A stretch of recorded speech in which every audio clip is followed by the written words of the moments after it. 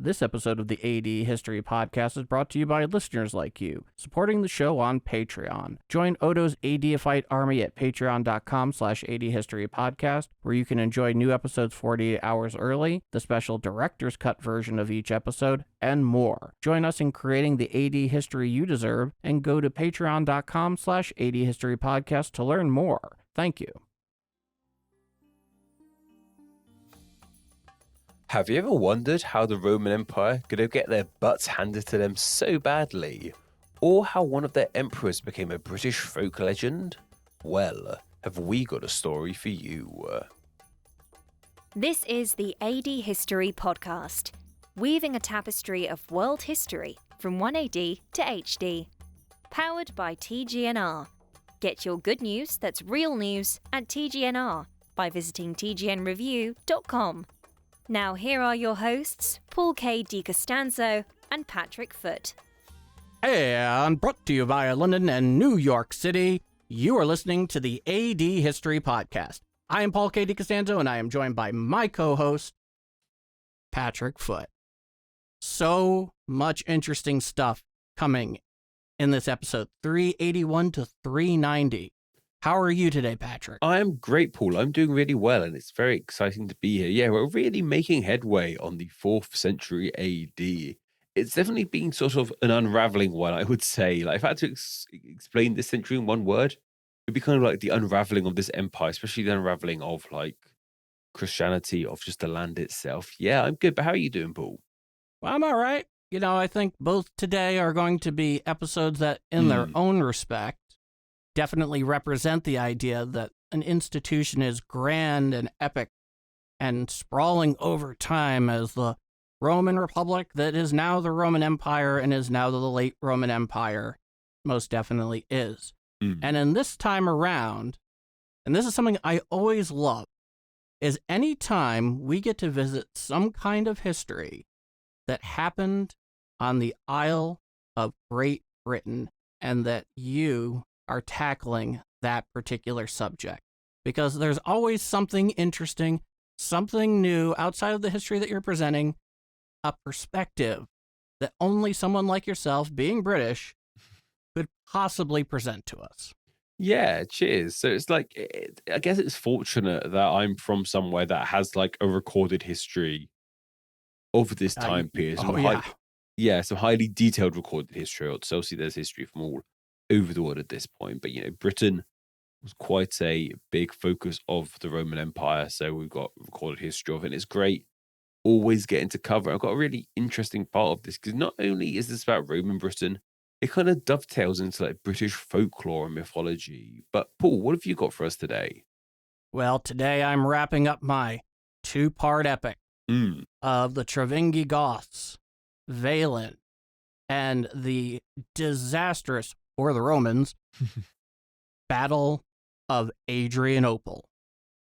Because the one thing, and I will foreshadow this, we'll be obviously moving on to that segment here in a moment.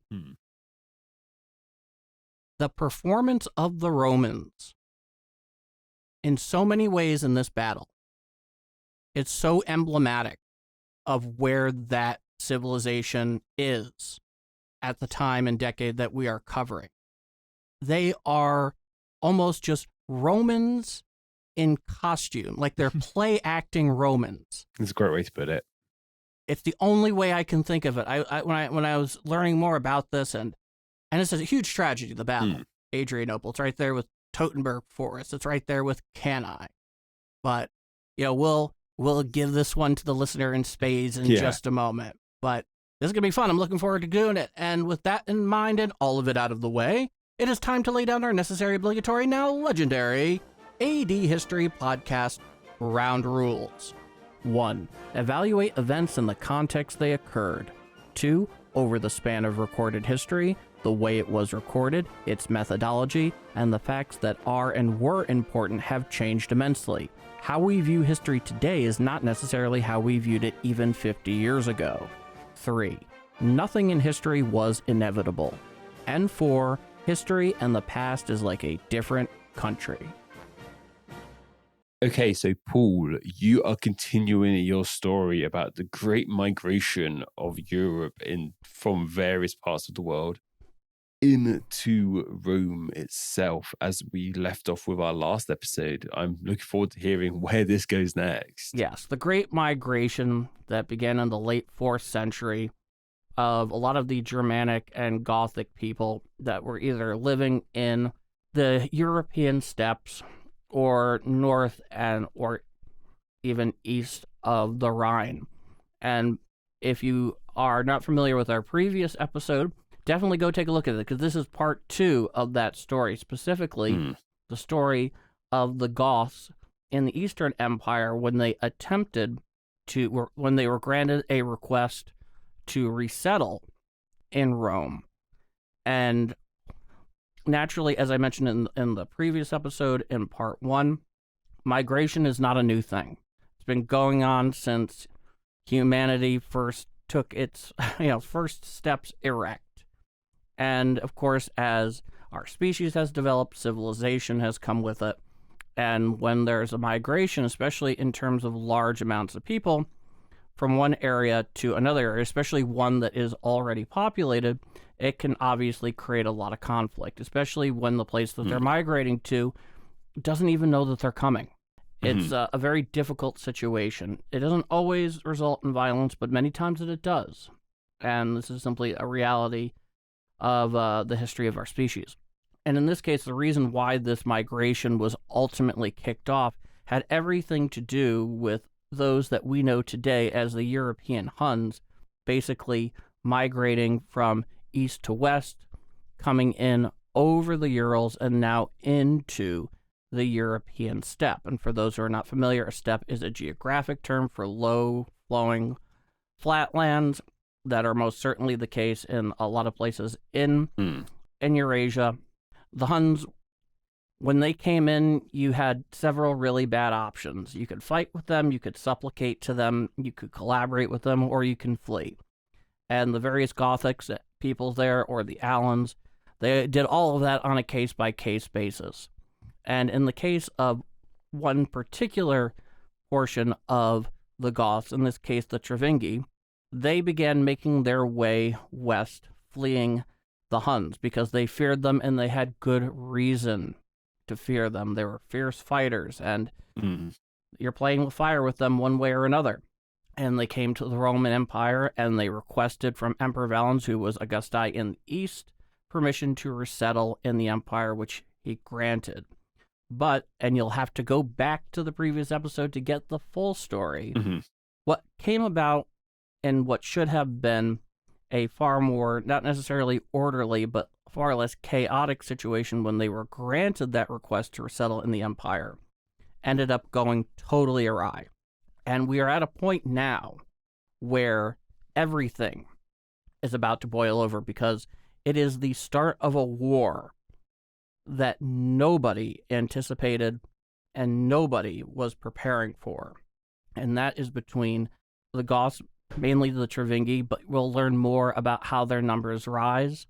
And now, in this case, Valens, who had already been dealing with his serious Sassanid problem, is now having a serious issue with the Goths up and around on the Danube that he wanted to avoid at all costs. And one of his underlings was very much responsible for making that the case. And so when we left off, there was this conflict that ended up breaking out in Marcianopolis due to a really bungled attempt by this underling by the name of Lupicinius, who was looking to basically dupe the various Gothic leaders that were encamped outside of the town of Marcianopolis and ultimately break them up entirely, in addition to the fact that even though Emperor Valens agreed to provide food for these Thervingi Goths, it ended up getting totally bungled. And now, with the breakout of these hostilities, comes a war that no one anticipated. And we continue on that story. And as the story of that faithful night in Marcianopolis gained steam, on its own momentum, it opened the floodgates of destruction. Everything was boiling over, Patrick. and under the leadership of whom we would know Fritigern, who we mentioned in the prior episode, who was actually arrested by Licinius, ended up talking his way out, and he ended up becoming an unlikely war leader. And under his leadership, Goths of all stripes in the region began flocking to his ad hoc banner. And this included the aforementioned Grithingi, who actually had been rejected when they requested from Valens that they resettle in the empire. In terms of the spreading word, I was talking in the previous episode about Adrian Goldworthy and the fall of Rome. Fantastic book. And he tells one story of how the story of what happened in Marcianopolis is making its way around. And there's this one instance where it got the attention of some Thervingi Goths who had apparently already been conscripted and brought into the ranks of the Roman army, which was part of the agreement that the Thervingi had made with Valens in exchange for their settling in the empire. Goldworthy mentions that they were preparing to deploy with their new legions to the conflict that was brewing over with the Sassanids, which obviously had the greater strategic importance. And apparently, in Adrianople, which is where that legion was at the time, a local official who appeared to have some kind of beef with these new Thervingi recruits, and in light of the growing revolt that they heard about, he assembled a poorly trained unit of local weapons craftsmen to clash with the Goths in their ranks. Basically, it was a hastily put together militia. And it was a choice that, as far as the Goths were concerned, when they eventually encountered these folks, basically they cut them down like hot knife through butter, manhandled them, and then ultimately took all of their newly made arms and put them to use for this growing Gothic army that no one expected to ever have to exist. And in addition to the Goths rallying together in this revolt, the matter of the persistent hunger that the Thervingi had been experiencing since they showed up reared its head. And in the chaos of the conflict, stealing, raiding, pillaging was conducted all around the area. Not just by the army, but by these basically near, the Thervingi at that point were getting little more than starvation rations, and now they were taking advantage of the chaos so they could actually get food in their belly. And that's kind of hard not to sympathize with to some degree, especially if you're familiar with, in our prior episode, how poorly they had been treated. I don't need to go back and recount that. Believe me, once was quite enough. So none of this should be a surprise.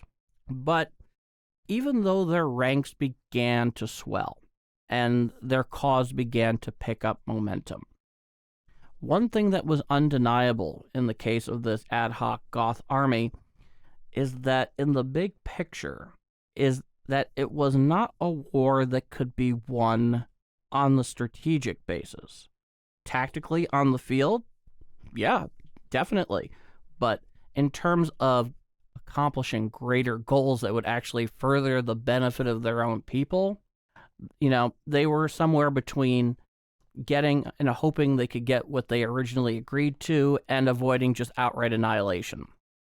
So despite the incredible draw of the rebellion that Fritigern led, it was not a force with long-term prospects, and they couldn't even easily define victory. In fact, conceptually, they lacked clearly articulated military aims or goals.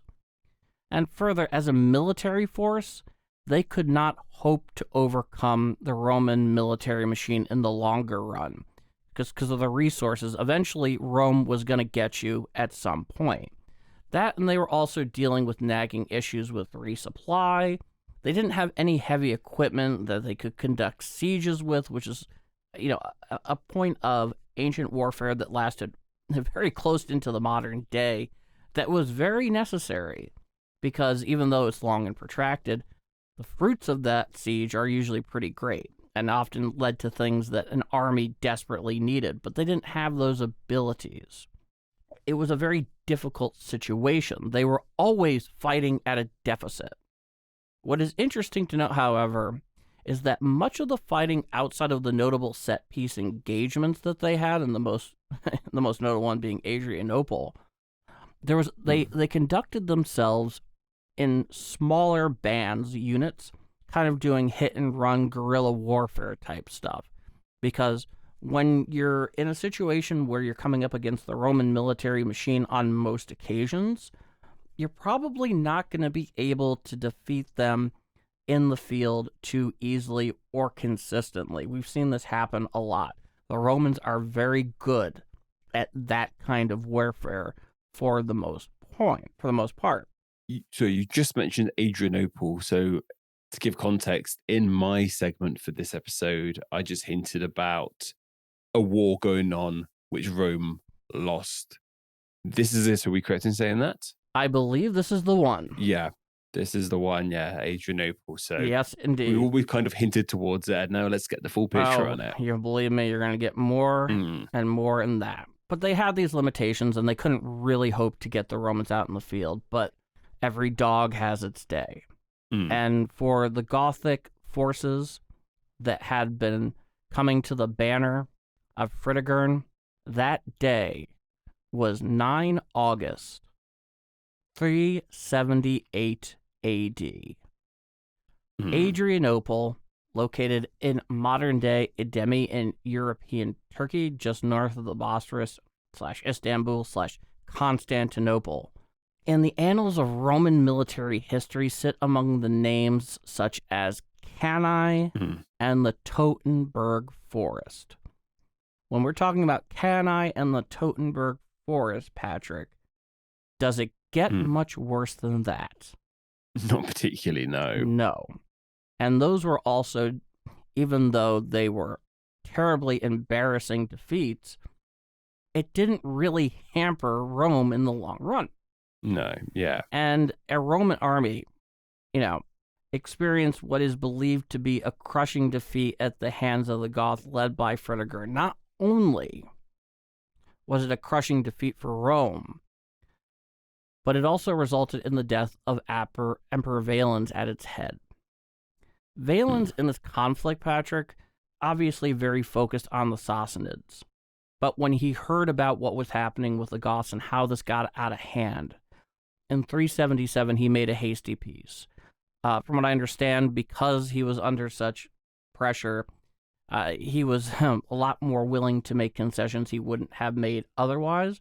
But the fact of the matter is, he needed to get his own house in order from what his perspective were marauding barbarians within his borders. And of course, the big idea for Valens was to take his field army, with the assistance of forces from the west sent by his nephew Gratian, who we were talking about earlier. Yes, yeah. And crush the barbarian hordes. And what followed from there was one miscalculation after another, with a dash of hubris. And Valens, in marching out of Adrianople to confront the Goth forces, was a fateful decision. And this is why, Patrick. The army sent by Gratian had actually been delayed a few days and wouldn't have arrived in time if indeed the battle was to take place on 9 August. But here's the puzzling part, as I understand it, is that time was seemingly an ally for Rome. Valens was not in a time-sensitive scenario. And so waiting for Gratian's forces was an entirely viable option. And apparently a lot of his lower military commanders and the various people that he consulted with basically were telling him, why are we rushing this? We don't need to rush this. Let's wait a day or two. They're not going to be a threat to us. Why didn't he wait? There's a lot of speculation on this topic. It's hard to say.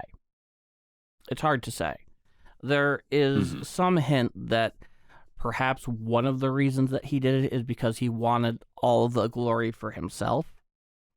And given his kind of rash decision-making at this point, it's not implausible to imagine that, but from everything that he had done so far in terms of the decisions he made, in terms of letting in the Thervingi Goths and prioritizing the Sassanids and agreeing with the food, he seemed like he was more practical than this, than something that was than the glory.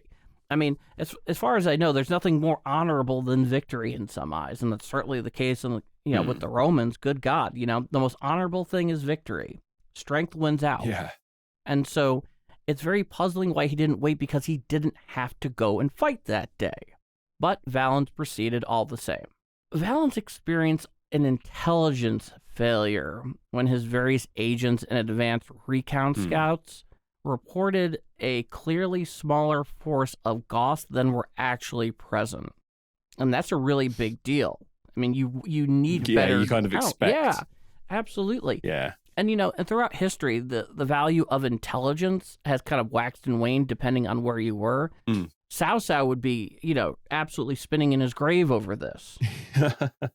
And he would, and believe you me, he would have a lot to say in praise for this ad hoc Goth army. Anyway, though, later estimates conclude that the two sides actually were at parity in terms of manpower, where they had about 15,000 troops each. So, for the most part, this is not one of those things necessarily that is going to be accomplished through just sheer manpower. And we've seen many battles throughout history where the smaller force ends up winning, because there are many ways that you can win a battle. Yeah, it's not just about pure manpower. Oh, goodness, no. It has everything to do with the quality of troops, how they're led, tactics, all of these things, good intelligence, deception, all very important stuff. Manpower is important, but sometimes not as important as you think. And throughout this, in the case of Fritigern, he actually sent a pair of a couple of different diplomatic envoys, where the first one, Valens he didn't even give them an audience because he thought they were too low ranking. So, we're talking about a guy who's very arrogant here, but this is all kind of par for course at the time. And then he sent a second one, which apparently was actually some sort of Christian clergy that delivered a message to Valens from Fritigern, which was that we can end the fighting now if Valens peaceably granted the land to the Thervingi in Thrace that they were originally agreed upon to do. Because even at this point, the Goths had held up their end of the bargain. Their boys were in Roman ranks prior to all this breaking out. Yes, yeah. No doubt. But this was not taken seriously either. And, there's a very real possibility that these two envoys, in the eyes of Valens, suggested that either, they're stalling for time, or they don't think they can win, and that there's an opportunity here. When in reality, the opportunity was not won on the battlefield. The opportunity was the possibility for a bloodless victory settled through diplomatic negotiation, which, had he taken that route, I think things would have worked out far better. No doubt. But he ignored them, and he cast them aside.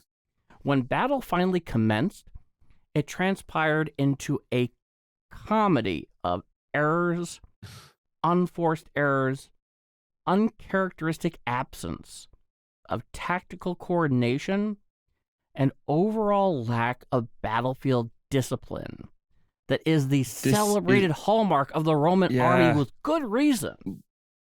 This isn't the well-oiled machine we're used to, Paul, is it? Roman in name only. That's basically Rome across the border district, literally in name only. They were powerful. They had the far greater resources. You can't beat them in the long run. But this is a joke. This should never have happened. But here we are. Yeah, the Romans in battle that day were exemplars of the military adage, defeat is one thing, disgrace is another. And of their estimated 15,000 strong army under Valens, it's believed they lost 10,000 at Adrianople. My God. That is 66% casualty rate. Yeah. That's insane. Now, anytime you are in an ancient battle, especially of this era, when one side gets the upper hand and they get the initiative, and warfare is all about the initiative, whether it's on the strategic level, whether it is on the tactical level. When the Goths got the initiative and eventually broke the day, and then basically started chasing off the Roman army from the field, it turned into a slaughter. An absolute slaughter. 10,000 at Adrianople. And one of those... That's big numbers. And one of those casualties was Valens himself. Yes. All against a Gothic army that, while to its credit, enjoyed battlefield-hardened Goths of all stripes in its ranks, because once again, the Goths are not this one monolithic people. They come from all over. They have commonalities in culture and whatnot, but they're not a single thing. No. But they came together for this. They came together through circumstance to fight a war that they never anticipated. Literally a hodgepodge army against the Rome, and the hodgepodge army won. Good leadership, motivation, and the greatest motivation being failure and defeat simply was not an option. Because in this case, had they been defeated, it wouldn't have just been a matter of, pay a certain sum of money, give this up land, and then see you later. Not only would they either have been killed, taken prisoner, or brought into slavery, chances are their families and communities would have suffered the same fate, and that's just not acceptable. And what happened with the city of Adrianople itself? Did it get sacked? Or, destroyed? What happened with it? They tried. Oh, they tried. But remember what I was saying about the Goths having limited military capabilities? In terms of lacking heavy equipment and weapons and things of that nature, things you need to conduct a siege. That became very apparent here. Those reared their head without question. When they approached Adrianople itself, they were hoping to raid it for the food, weapons, and cash that was stashed there, of course. But they were actually repelled by the units Valens had left behind to protect the city. So it looks like Valens did one thing right that day, amazingly. And so Adrianople was actually pretty close by to Constantinople. So was Constantinople ever under actually threat? I guess that depends on how you define threat. Yeah. They were close by, yeah. And when things were not panning out in Adrianople, they decided, hey, you know what? Let's go try our luck in Constantinople.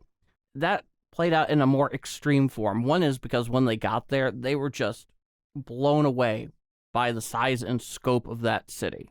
Because it's only, second to Rome, Alexandria, and Antioch at that point. It was it means the capital of the Eastern Empire, goodness, and its importance is going to last for another 1,000 years. Yeah. And on top of that, they were absolutely shoot off. That was trying to bite off more than they could chew. Yeah, like I said, this even though they were able to beat Rome, they were still just a big old tribe of Goths, random Goths. It was Wow. So they couldn't really amount to much else, but it's still very impressive what they did. But these weren't the only Goths in the empire. There were other Goths living elsewhere across the empire. Did they have any issues about this? Oh yeah, and that's really kind of an awful thing here. It's interesting that you should mention that because there were numerous documented events and incidents where the Goths living elsewhere in the empire that either had nothing to do with this, may not have even been aware of it, but when the story got out of what had happened there, they were, a lot of them ended up getting rounded up, beaten, or just flat out murdered.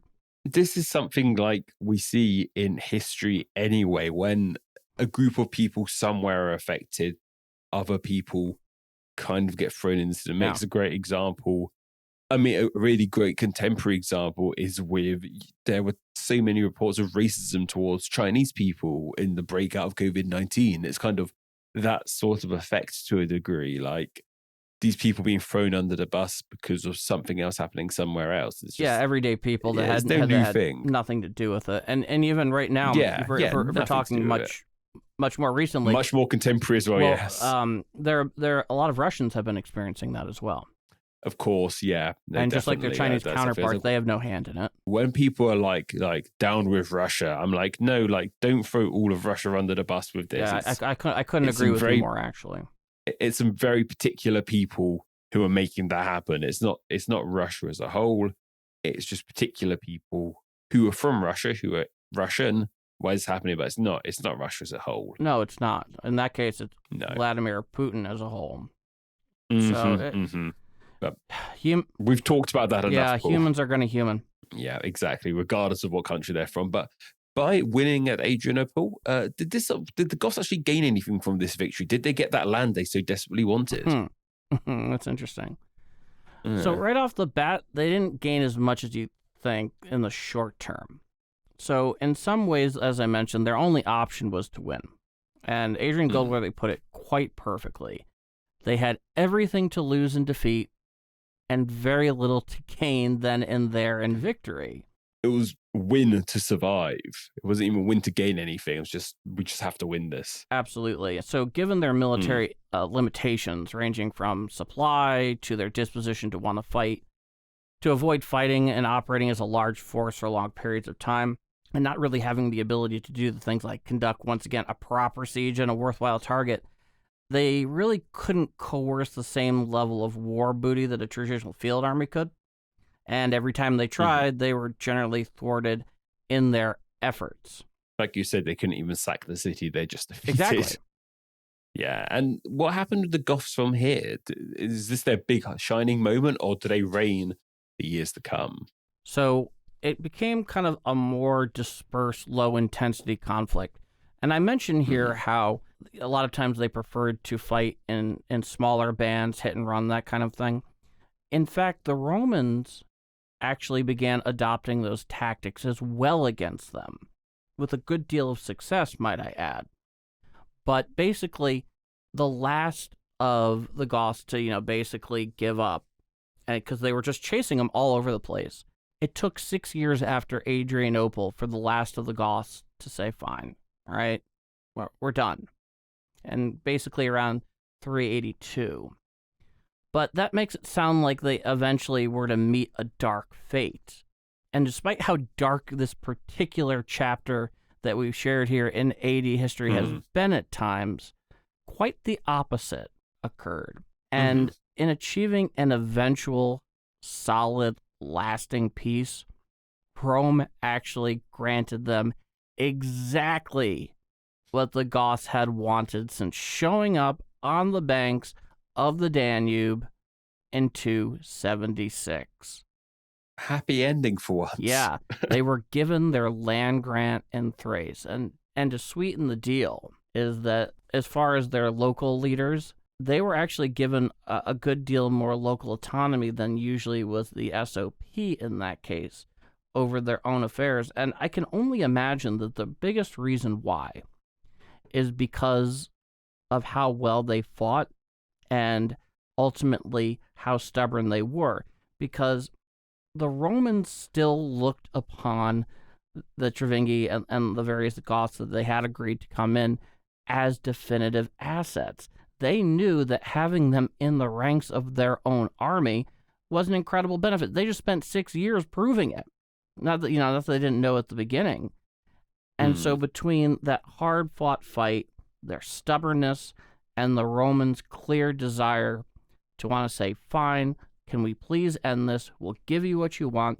Because if they had crushed and destroyed the Goths ultimately, which at one point was not unthinkable, but over the long run, kind of cooler heads and better planning prevailed, they ultimately would have ended up destroying the very thing that they wanted. That's really quite incredible.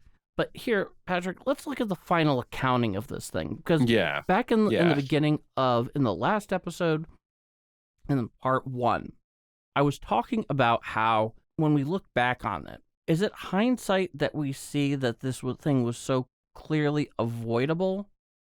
Or was it that obvious to those who were calling the shots at the time? You and I like taking this perspective view of history from the view of the people who were there, who have no idea what's going to happen next.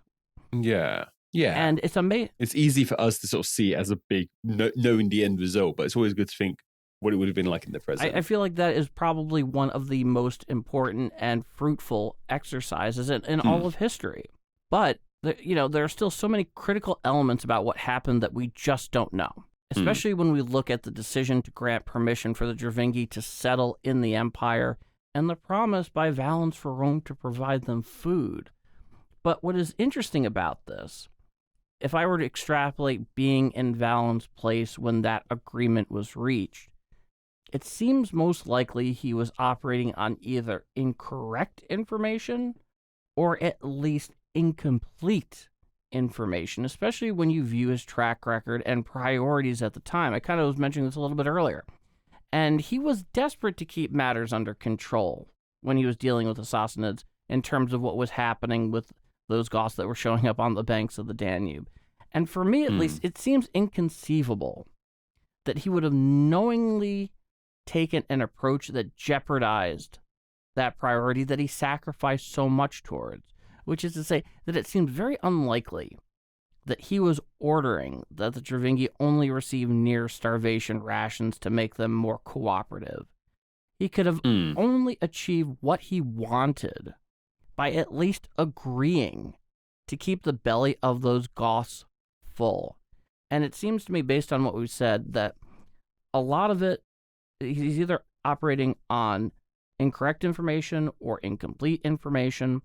And Lord knows, it sure does seem that in terms of those who were on the ground on the Roman side who were in charge of all of this, probably are the ones to blame for a combination of just clear mistreatment and on top of obvious corruption and just bungling it to the point where you have to legitimately question their competency, not their ruthlessness, not their greed, but their competency.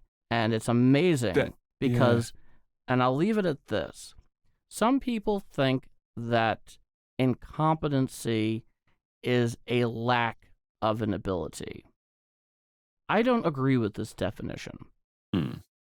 I think incompetency is a very special ability to take a situation that can be easily and successfully dispatched with and finding new and interesting ways to screw it up. And that very much characterizes so much of the Thervingi experience from the moment they found themselves on the banks of the Danube requesting settlement in the empire.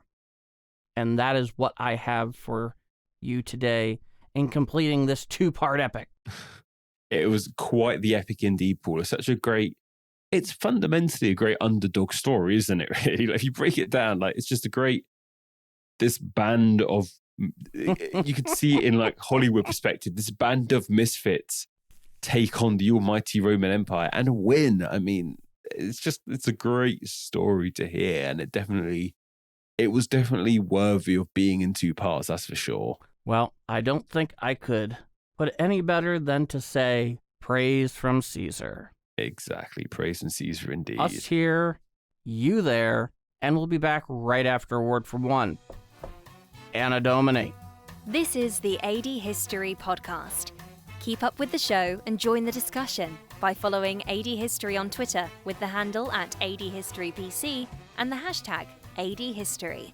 Check us out over on Facebook, Instagram and YouTube by searching AD History Podcast, as well as, of course, tgnreview.com/ADHistoryPodcast. Also, check out the AD History Podcast on Patreon.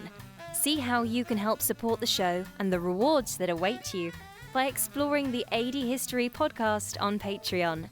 See the link in the description. Now, back to Paul and Patrick. Mr. Foote, you have, anytime we do a segment, when we're lucky enough that a subject allows it, where you are able to go into your homeland, the isle that you are native to, and especially discussing ancient history there, you have quite a track record, and you're about to add to that today with one Magnus Maximus. Yeah, so thank you, Paul. And it is crazy to think that in the early days of this show, we saw the Romans come and claim the island of Great Britain in around 40 AD, I believe. And throughout its highs and lows, from Boadicea to Hadrian's Wall and everything in between, we're actually starting to enter the last days of Roman rule on this island I call home, and Britannia, as they called it. It will be under Roman rule for just a few more decades. However, they would not be quiet years, as it was in the decade of today's show that an emperor from this island rose up. He was elevated up by his troops, like we've seen so often now, to become Emperor of the West.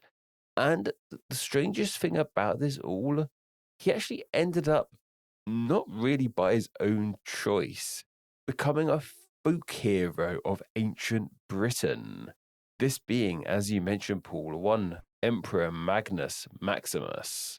And I don't mean to jump ahead here, but I do find it interesting that this particular folk hero seems to carry, if I understand Latin naming conventions correctly, the name Maximus, who also happens to be a Spaniard. Does this not sound a little familiar to you? No, yep, someone with a name like Maximus being Spanish, speaking with a British accent, it is definitely coming to mind. When I heard that, I thought, that is interesting. So Magnus Maximus really could have been an inspiration for our favourite Maximus. Well, my favourite Maximus. I don't know about yours. There is no other Maximus. No, from Gladiator, of course. I don't know. I don't think that came up during our research when we watched Gladiator. No, I think heck, they may not have even known. No, I mean Maximus is such a great definitive Roman name. Like it's hard to beat it. When you're making like a generic Roman character for a film like Gladiator, you can't really beat the name Maximus. But this it's like the name Max Power. Exactly, yeah. This guy had it here too, Magnus Maximus. And as you mentioned, he is actually a Spaniard, despite being so linked with Britain. He was born in supposedly 355 AD to a noble family in modern Galicia, which is the sort of northwest of modern-day Spain. He was supposedly the cousin of then Emperor of the East, Theodosius I. Remember that, because that gives that's kind of something's happened, and it kind of gave him credibility and sway later down the line, as we will see. However, he was initially raised to be a soldier and commander. And for a lot of his campaigns, he served under Theodosius the Elder, who was father of Theodosius I. He was father of the emperor. Like I said, he had real ties to Theodosius I, who gave him... Oh, yeah, he was connected. Yeah, it gave him a degree of credibility in the long run as well when things were to happen. So, rising through the ranks of the military, he became a really distinguished general of the Roman army. And he traveled all across the empire in the military. He had victories in Africa and on the Danube and even in Britain. And he actually ended up being stationed in Britain after doing all this in 380 AD. So around the start of today's episode decade. And it was in Britain he was the supreme military commander. So that means he was basically top dog for Roman Britain at that time. He was the highest authority more or less there. Especially in regards to the military. Maximus had a real history in Britain as well, as I mentioned. He actually helped bring something called the Great Conspiracy, which lasted from 367 to 368 under control there. The Great Conspiracy? It was this kind of event. It's something. It's probably something I'll look at when we do what we missed for this decade, for this century. I'll probably have a look into it. Okay. It was all of a sudden a huge coalition of like Celtic tribes, Picts, the Scots, all kind of just all of a sudden descended onto Hadrian's Wall at the same time. And we're not quite sure how it happened. We don't know if they were organized, if it was a coincidence. Like I said, it was this great conspiracy. Some believe that it was a sort of a sabotage attempt. We don't entirely know. That's why it was this conspiracy. But whatever it was... That would be a hell of a coincidence. Exactly. Hence why the tinfoil hats are coming out, Paul. So, has aluminum even been invented yet? It'll be hence like the tin hat or something like that is coming out.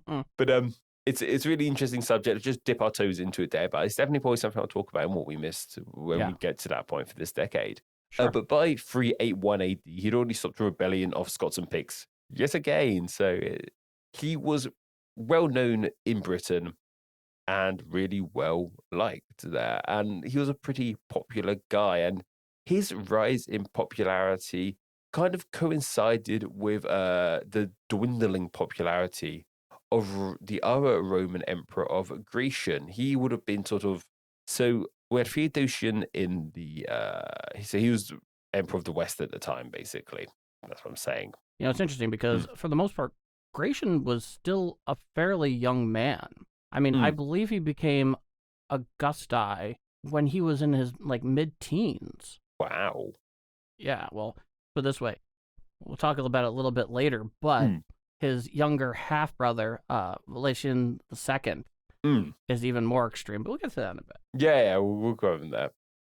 And Gratian's popularity was dwindling for a couple of reasons. Rome had recently lost a certain battle with some certain people, which I'm not going to talk about too much here, Paul. So I won't talk about that too much.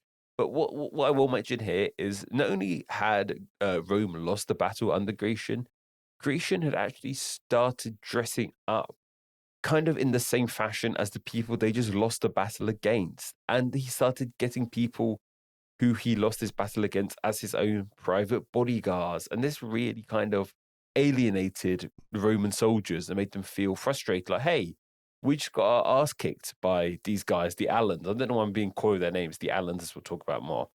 And all of a sudden, you're dressing like an Alan and you're having Alans as bodyguards. And Paul, you've added a lovely picture of some Alan of fashion to my notes, I see. Yeah, because I was curious, what did they look like? And I found a couple of pictures because there's a... If you're listening to this, there's at least an outside possibility that you might be a reenactor. And which is, even though I personally don't have any desire to do it, I would actually love to go to one of the events because these guys are really into it. Yeah. And so, naturally there's stuff out there for people that want to reenact various parts of history. And the Alans or the Alani, depending on what you want to call them. And right now, we'll bring up a picture on the YouTube, the video side of things, but those for us are just listening.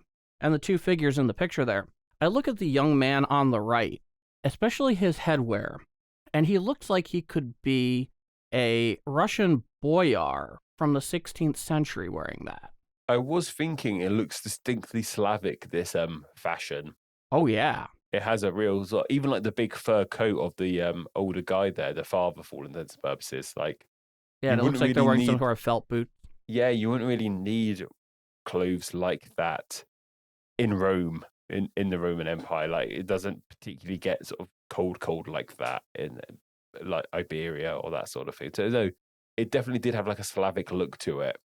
Yeah, that and they're very earthy tones as well. When you think about the Romans and their sense of fashion, it's much more ostentatious by comparison, because obviously you look at something like purple, which was extremely expensive because it was very hard to create, or reds, or just like those really just outstanding whites. Here, just a lot more earthy tones and a lot of adaptation to the climate that undoubtedly they would have had to endure at least part of the time living in that part of Europe. No, totally. It's just interesting to see. And like I said, it just sort of made frustration in the Romans saying, hey, you just beat us. No, they just beat us, and now you're dressing like them. You see why people get annoyed. And this you can't blame them. No, you can't blame. Oh, no, you definitely cannot blame them. And this sort of frustration actually led to Maximus's troops in Britain declaring Magnus Maximus their emperor, as we've seen so often now. That was in 383 AD. And it's definitely a theme that is best of AD history at this point. Every time a person was declared emperor by their troops, take a swig. Cheers. Cheers to that. Thanks, Magnus. But as I mentioned, kind of something else to help back up this claim was those family ties to Theodosius I. He was supposedly his cousin. He'd worked alongside his father. That gave him credentials. It gave him a worthy reason why he could be seen as a worthy emperor. He was from the bloodline. He had connection. So that kind of helped back him up more so than other barracks emperors, as we've seen in the past. And becoming emperor was something Maximus was more than happy about. And the first thing Maximus wanted to do was remove that no-good Gratian from power. And he left Britain and headed to Gaul. And it was in Gaul that he collided with Gratian. And he defeated Gratian easily. And after this battle, Gratian was left with really little hope and support. And he was actually assassinated in August 838 AD. 838. 838. That's what I read. Yeah. That would be an impressive longevity. So, Paul, here's a fun fact about me, and here's a fun fact for the listeners.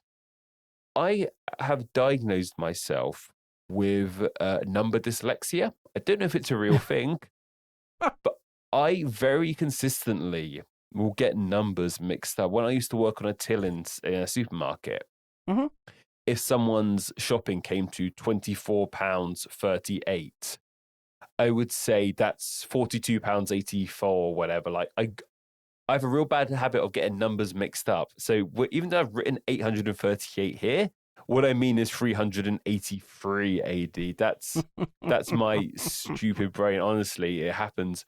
I'm amazed that hasn't happened yet so far in this show. I'm just busting your chops. But no, that's very silly of me. No, he didn't live an extra 400 years. That's 400 or 500 years. So yeah, Gratian, dead. August 383 AD. He's gone. He's knackered. Gratian's half-brother, Valentia II, he became emperor of the Italian peninsula. There were Theodosius I is still emperor over in the east. Maximus didn't let this stop him, however. So eventually, after mediations, this empire was once again split into three. And Maximus was given rule of Britain, Gaul, and Hispania. And I guess that leaves Valentian with like the Italian peninsula, probably the Balkans as well, as we saw it during the crisis of the 3rd century, that kind of split. We saw the empire go into that three-way split. And imagine something like that with Theodosius I still over in the east, which is all what matters really these days. Over in the east, well, at this point, no, Valens would be dead at this point. That's right. Yes, Theodosius is emperor now. Yeah. So, and really just the last, I believe Theodosius is the last emperor to rule the entirety of the empire at one point. That is very much true, yeah. That hasn't happened yet. I believe that's in the fallout of all of this. So Theodosian is the last emperor to rule the entire empire. However, it's not like he got the entirety, then east. I think he got east, then the entirety. Yeah, Theodosius was an interesting character because his father was a great soldier. Theodosius I didn't have any of that ability, but he was an incredible organizer, which is interesting. Yeah. But you're looking at this triumvirate that sprung up, which obviously predates Magnus Maximus and his usurping. And one of the more interesting elements of this triumvirate that existed at the time is that you and I had talked about how there's this growing schism between East and West, and it's going to get bigger, especially because not too long from now, right now and coming into it, we had it East and West, but you could transfer assignments between them. And it's going to start becoming cut off where they're starting to operate almost exclusively within their own domains. There's less and less cooperation. And it's more even than just the lacking the common ground and identity. This is interesting. So initially, those who served in the higher ups in government administration when Gratian, Valentian II, and Valens were in charge were actually long-serving holdovers from Julian, which is really unusual because it would be a lot more turnover than this in most cases. And they were a very powerful clique of military commanders and civilian officers. And because these three and their very short-lived dynasty was not powerful enough, they were kind of at the mercy of these guys and keeping them happy. And obviously, the greatest exercising of that power was when Valentinian I died quite unexpectedly. Actually, pretty much stroked out when he was in a fit of rage. And then they made his youngest son, Valentinian II, who was 4 years old at the time, the Augusti in the Italian peninsula. So, I mean, this whole place is kind of all over the place. That, and they were very, very, very clear in their desire for the empire to remain in this kind of schism, because that schism guaranteed that, they would be able to keep their plum positions, and they would only ever accede to the empire coming into one, unless it's being done forcibly, if they knew that they would maintain those positions in a unified form. So ultimately, it all comes down to the governmental reality that perfectly illustrates the old political adage functionaries shall inherit the earth, or in this case, the empire. Very interesting stuff, Paul. Thank you very much for sharing that with us. No, it's not even one empire anymore, is it really? I know, granted, we're going to have one last person to rule it all, but it's so East and West are so, those differences are kind of like differences we see on the planet today in Europe. It's getting to that level at this point. This isn't one big unit anymore. This is just, it's breaking up whether they want to accept that or not. Yeah, this thing's on life support. But Maximus's time in rule was kind of interesting. One of the first things he did as a ruler of Western Rome, as we're referred to it as, even though it did include Italy and other places, he actually wanted to have his own capital. And he chose a city called Trier, Trier. And this is in modern-day Germany. And this is clearly Trier's time in the spotlight, because I don't think many people outside of Germany, if you tell people to, hey, name some cities in Germany, I think it'll be a long time before they reach Trier. Assuming they ever do. Assuming they ever do. Yeah. This is clearly its claim to fame, that it was actually once a capital of Rome. It was once capital of the Roman Empire, this little city. That's incredible. And it's from here he ruled over his land. And he actually had quite a few military reforms as well. Obviously, he was a military man, so that was kind of where he put a lot of his attention in. So what were these reforms? Well, something he did quite noticeably is he used something called the foederati. I think I pronounced that right. And this kind of ties into something you're talking about. And that was sort of treaties. These foederati, they were treaties between Rome and non-Roman tribe members to work together.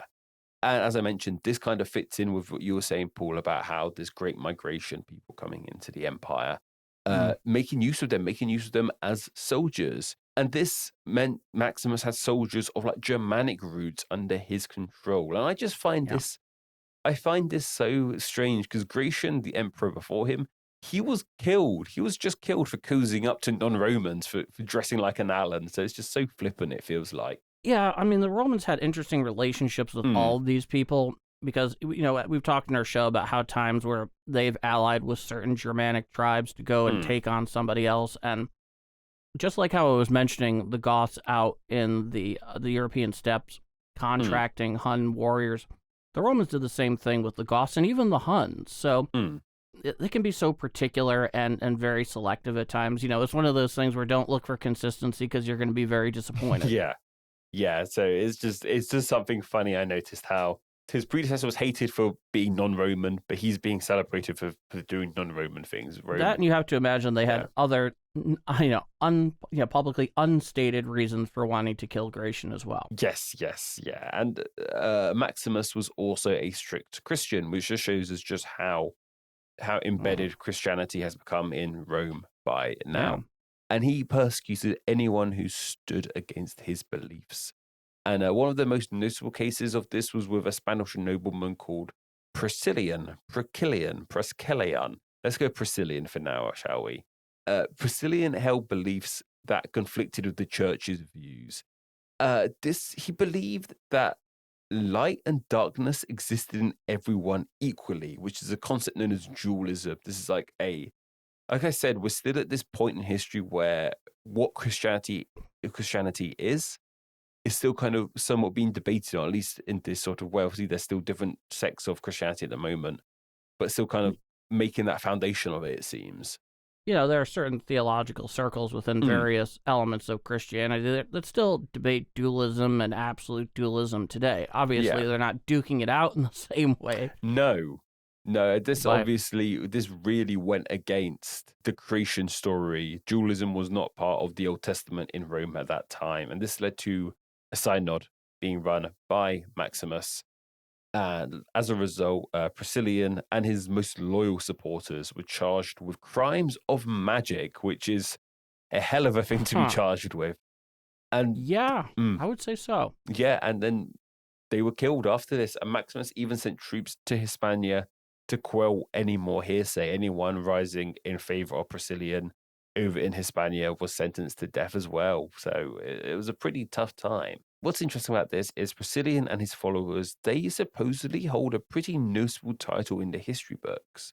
They are actually seen as the first heretics in history to be subject to state execution. That's a pretty big deal, supposedly. This is from one source I read. I'd be curious how you would go about verifying that claim. I guess it's on record. So you look for the oldest one on record. That's the oldest one we know about. Okay, so it's the oldest one we know about. Yeah, okay. Potentially. That's how I see most of these sort of things when something says like that. Oh, Yeah, that's completely fair on an intellectual basis. I heard that, I was like, man, you figure somebody would probably have been killed for that at this point. I guess it's killed by the state specifically. Okay, yeah. Okay, fair enough. Most time when I hear it's the first thing, that's the first thing that we know of. That's kind of like the unwritten rule. If something's ever the first thing in history, it's the first thing that we know of in history, because people probably did it beforehand and just didn't make a big deal about it. Talking about death, this brings us on to Maximus's own death. And as we see so often, the love for these barrack emperors can flip on the dime. And this appears to have been the case yet again for Maximus. By 387 AD, he wanted to expand his part of the empire. And he marched his army into Italy, and its emperor Valentia II, he fled. Valentia II went eastward and asked for help from Theodosius I, Maximus's cousin, as we mentioned. So Theodosius I and Valentia II, they joined forces to attack Maximus. And the three of them, Theodosius I, Valentia II on one side, and Maximus on the other side, they met in modern-day Croatia. And this was the Battle of Save in 388 AD, not 838 AD, 388 AD. I got that one written down correctly. Oh, don't be so hard on yourself. But here, Maximus was crushed in defeat by the joint forces of Theodosius I and Valentia II. Absolutely obliterated, because two armies, not really going to simple numbers game, not going to work out for you. Maximus pleaded for mercy. He was like, okay, I back down, sorry. But it didn't work out for him. And he, too, like his predecessor, Gratian, he was executed on the 28th of August, 388 AD. So both were executed in August. So that's quite an interesting little fact there. And this is something I found really mad, just to make sure his legacy wouldn't live on. He was actually scrubbed from history books. But the thing that was most harrowing is his eldest son was supposedly strangled to death. I'm not saying I'm condoning the death of anyone, but we're kind of numb to eldest sons being killed in AD history by now, because that was just, they were seen as the next in line. They seemed to have the claim to the throne. So I get killing an eldest son, for better or worse, but strangling to death, that's a hell of a way to go.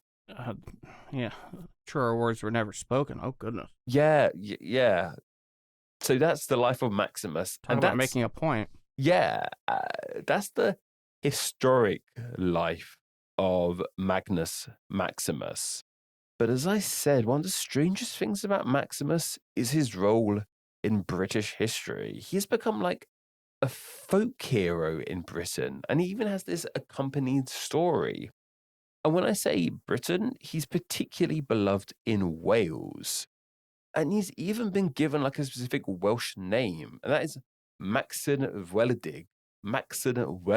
Like, Welsh is a pretty tricky language anyway, so I believe I'm pronouncing that somewhat correctly. What this is in English, however, I don't think we really know. I think he's even known as Magnus Maximus, or by his Welsh name, Maxen Weledig. It's a fascinating story, and this Welsh title in English roughly translates to meaning the imperator. So it's very much a title for him. This Maxen Weledig means the imperator, Magnus Maximus. It's a really interesting story. And as I said, this guy has an accompanying British folklore going along with him. And it's this super convoluted story, Paul. I'm going to try and explain it as well as I can. I even take full notes for it here, because it's just so strange. So it begins with him out hunting and falling asleep and having a dream where he meets his dream girl. There's some wise men in it as well. And then he wakes up and he searches the entire Roman Empire to find this dream girl. But while at the same time, there's a British king who's close to dying, and he has a very beautiful daughter. and Magnus meets up with this dying king and realizes that this beautiful daughter is the woman of his dreams. And then this king goes on to die. They get married. He becomes the new king. It's a really convoluted story. Like, it's so bizarre. What's the origin of it? I mean, I know coming out of the Welsh tradition, yeah? Yeah, it's proper mythology. It really is like, it's a myth about a real person. Like, we know Magnus Maximus existed. We know from a historical perspective, this was a guy who was a general in Britain. He became a barracks emperor in the West. But for some reason, in Wales in particular, he's become like a folklore hero. And there is kind of evidence, what we'll talk about in a moment, because obviously all mythology and all folklores start in some grain of truth, right? And we know for sure that grain of truth. But how it became this is just so strange. He could have got mixed up over the years with another person from British history, or another character. It's a really strange one. It's a super convoluted story. There'll be a link down below for you can read a retelling of this story. It's just really long-winded and bizarre. Yeah. I mean, at least the way you presented it to me, it's so out of left field. It is, and on top of this story then sort of goes on to explain that he freed Britain and Wales of Roman rule. That's kind of his claim in the myths, that he was the one who got rid of the Romans from Britain. And we kind of got to ask ourselves, like, is this true? Like, did he really free Britain of Rome? And as I said, like most myths, there's a degree of truth in it somewhere. And Maximus didn't really fight Romans off the island. You know, he was a Roman. For all intents and purposes, he was one of them. He was from Spain. He was a Roman general. He's not going to fight his own people. But his real history, however, is actually thought to play a role in Rome eventually losing Britain. And as I mentioned, when he became emperor, Maximus left Britain and went to go reside in Gaul, in modern-day Germany, that German city we talked about. And this left Britain without a strong commander. Britain was left without anyone in charge, really. And this made it easier for the local Picts and Scots and other tribes to reclaim the land there. And this is especially the case in Wales. As we've talked about in the past, so Rome claimed Britain in 40 AD. I don't think it will be until 70 or maybe even 170 AD until they got Wales. It took a lot longer to get Wales. It was much tougher land to maintain because further afield, it was tougher geography. The locals there, the local Celtic tribes, were a bit more high up on the defense. Wales was always hard for Rome to keep full lock on. And this kind of helped out. Wales was one of the last pieces of Britain they got, and one of the first bits they lost. Obviously, they never got Scotland either.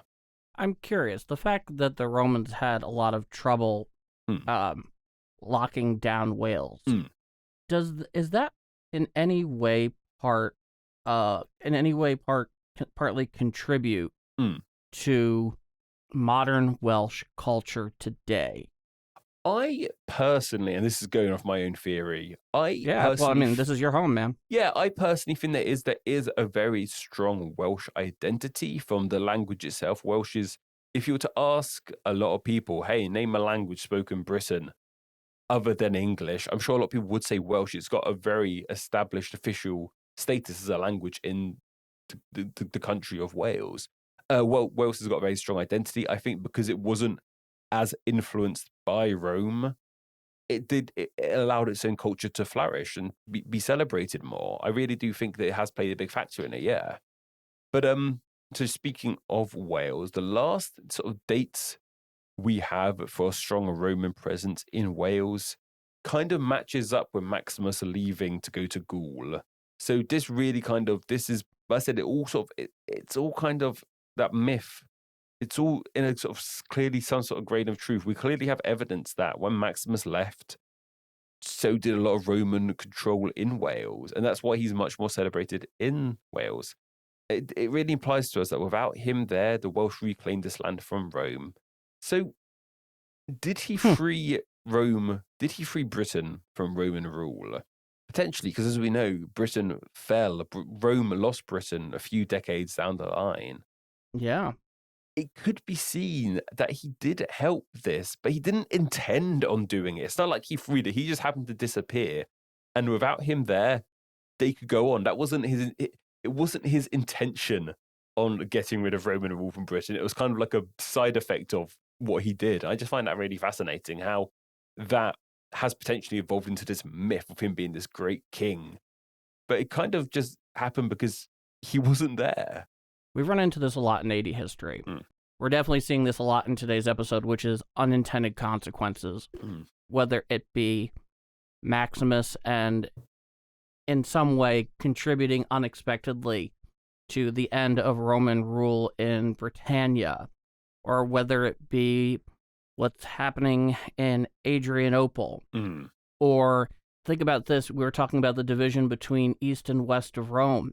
You go back 70 odd years to when Diocletian, in his reforms, made that an administrative thing. And when he did it, he was doing it to improve administration in the empire.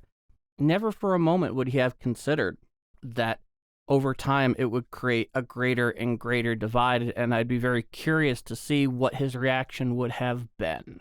No, it would have been interesting to see, yeah. But I don't know if we have it or not. Yeah. We can only speculate. Yeah. But that's it, really. I just find this one so fascinating, how this guy, and when I say he's a British folklore hero, I must admit I hadn't heard of him before this. If you were to speak to a Welsh person, maybe he's more well known there. Like I said, he seems to be a really big deal in Wales. There's a lot more folklore. He doesn't seem to be a Boudica, to be sure. No, definitely not. And Boudica Boadicea is another great example of that. There was a real historic person there, but that sort of myth, that legend has spiraled around them, and we'll see it with like Robin Hood as we go on down the line. He's another great example. His real history is a bit more up in the air, but it's clearly just another one. I found it absolutely fascinating. I just love how he's seen as being the person who freed Britain from Roman rule. And yeah, even if he did, that wasn't his intention. It's just how that's developed into what it is. I find that absolutely hilarious and fascinating. Just like I open this segment with, I close it all the same. It is always a treat when you take us into a part of history for the Isle that you call your home, especially when we start looking into its deep roots and antiquity. It is, yeah. And we're getting to the point now, as I mentioned, where it's not going to be Roman Britain for that much longer. We're going to start getting some Germanic people, some Angles, some Saxons, and things are really going to start changing in Britain because that Germanic influence is coming to the island, which has had a very lasting effect here. You know, it's called England, Angleland. That's where that name comes from. And that's going to be a big old impact. Beautiful as always, Patrick. We're getting there to your country. And we'll get to your country soon enough, Paul, I promise. It's just going to take a bit of time. Hoorah, Devil Dog. Good job. Us here, you there. We're back right after a word from one. Anna Domini. Well, that does it for us today. Patrick, where can people find us? You can find me personally primarily on Instagram at NameExplainYT. But you can also find me on Twitter at NameExplainYT, and of course on YouTube, search NameExplain. What about you, Paul? In addition to my usual work at TGNR at tgnreview.com, you can find me at my Twitter handle at PKD in History, as well as my reader-submitted World War II Q&A column, The World War II Brain Bucket, where I answer all World War II related questions, which if you are on YouTube, we will have a link down in the description. That's all today from myself. Goodbye, thank you, and take care. Yes, thank you all so much. Until next time. Like all good things, we come to an end for today. Thank you for listening to the AD History podcast. It is listeners such as yourself who make this show possible and truly awesome. Be sure to follow and subscribe for upcoming AD History podcast episodes, available wherever podcasts are found. Also, follow AD History on social media. Follow the show on Twitter at the handle at ADHistoryPC, as well as on Facebook by visiting facebook.com/ADHistoryPodcast and Instagram as AD History Podcast. In addition to liking and subscribing on YouTube by searching AD History Podcast. Do you have a direct comment or question for Paul and Patrick? Drop them an email at adhistorypodcast@tgnreview.com. Also, be sure to visit the show's homepage at tgnreview.com/adhistorypodcast. For Paul and Patrick, thank you for listening to the AD History. We'll see you again next time in the ever-growing tapestry of world history.